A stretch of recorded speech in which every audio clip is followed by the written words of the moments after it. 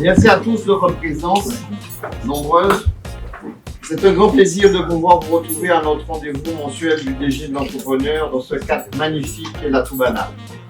Donc nous sommes accueillis par son propriétaire, M. Patrick Accolé, qui nous reçoit dans son établissement.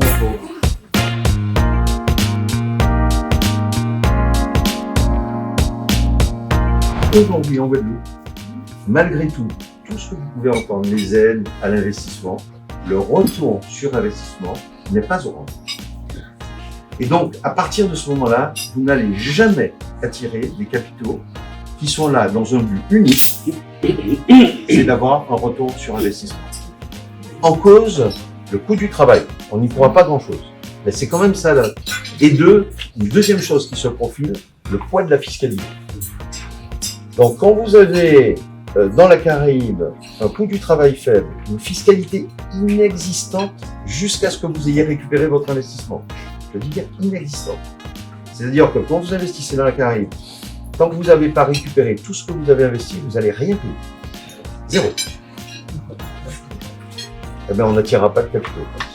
Et donc, on n'aura pas une hôtellerie dite internationale.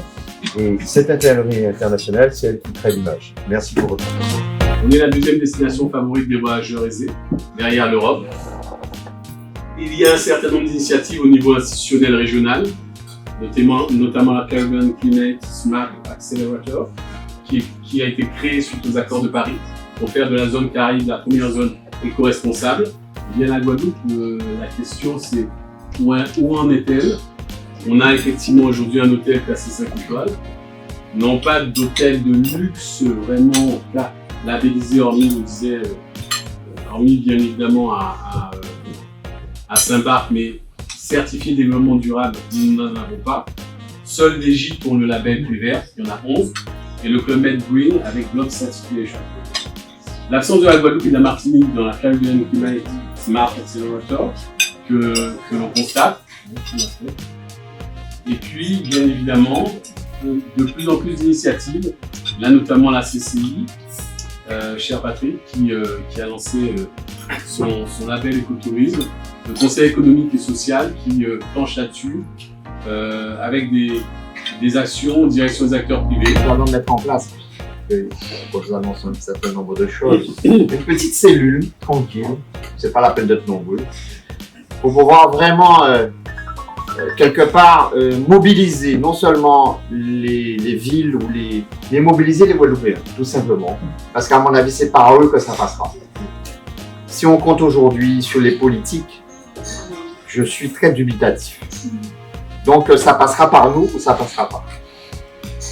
Voilà un petit peu, et puis naturellement, mesdames, messieurs, fédérer les professionnels à côté de nous, du tourisme, de l'hôtellerie, pour porter une vision économique d'une seule et même voie avec vous.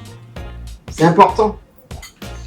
Nous comptons donc sur vous pour impulser une volonté politique forte pour développer un modèle de tourisme durable avec l'État et les collectivités. Parce qu'il faut quand même arriver à les convaincre. N'est-ce pas, Patrick? Les chiffres de 2018 sur le tourisme ont été bons.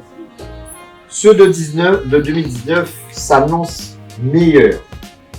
Faisons en sorte que ceux de 2020 et des années suivantes soient sans cesse meilleurs tout en valorisant et protégeant les richesses de notre territoire.